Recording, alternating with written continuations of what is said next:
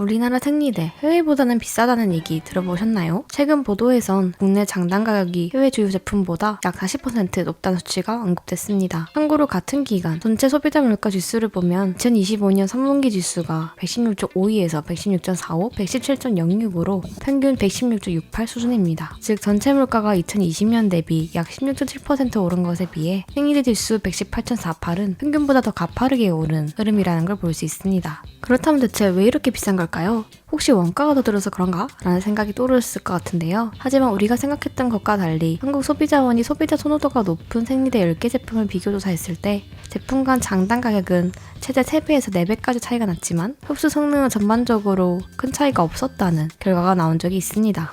그렇다면 이런 비싼 가격을 만드는 건 제조 원가 때문이 아니라 유통, 마케팅, 신뢰를 확보하는 비용까지 포함되었기 때문이라는 걸 알 수 있죠. 그런데 여기서 또 질문이 생깁니다. 그렇다 하더라도 고가 제품이 있으면 저가 제품도 다양하게 생기는 것이 자연스러운데 왜 체감상 저렴한 선택지는 힘을 못 쓰는 걸까? 라고 말이죠. 여기서 생리대 시장의 특성이 등장합니다. 생리대는 사실상 안 사는 선택이 어려운 필수제입니다. 이런 시장은 가격에 민감할 것 같지만 동시에 대체가 쉽지 않기 때문에 가격 경쟁이 강하게 붙기 어려운 면도 있습니다. 게다가 시장 점유율이 큰 업체들의 비중이 높다는 추정과 지적이 반복되면 가격이 공격적으로 내려가기보단 비슷한 가격대가 유지되는 쪽으로 굳어지기 쉬운 환경이 만들어질 수 있습니다. 거기다 이 구조 위에 한 번 더 영향을 준 사건이 있었는데요. 바로 2017년 생리대 안전성 논란입니다. 2017년 생리대 논란은 단순히 가격이 비싸다 문제가 아니라 안전과 신뢰가 흔들린 사건에 가까웠습니다. 당시 온라인 커뮤니티를 중심으로 특정 제품을 사용한 뒤 복통, 가려움, 발진, 생리불순 같은 이상 반응을 겪었다는 경험담이 빠르게 확산됐고 시민단체가 제보를 모으며 문제 제기가 커졌죠. 그 과정에서 일부 조사 연구가 이뤄졌고 시판 생리대에서 휘발성 유기 화합물 같은 화학물질이 검출됐다는 결과가 알려지며 불안이 더 증폭됐습니다. 이후 정부와 식약처는 점사와 위해평가, 모니터링 결과를 내놓고 안전성을 설명했지만 소비자 입장에서는 한 번 커진 불안이 쉽게 가라앉지 않았습니다. 이때부터 시장은 가격 경쟁보다 신뢰 경쟁으로 기울어지기 쉬워졌습니다. 기업들은 소비자의 불안을 줄이기 위해 유기농, 천연, 순면, 인증, 무양, 저자극 같은 메시지를 더 강하게 내세우고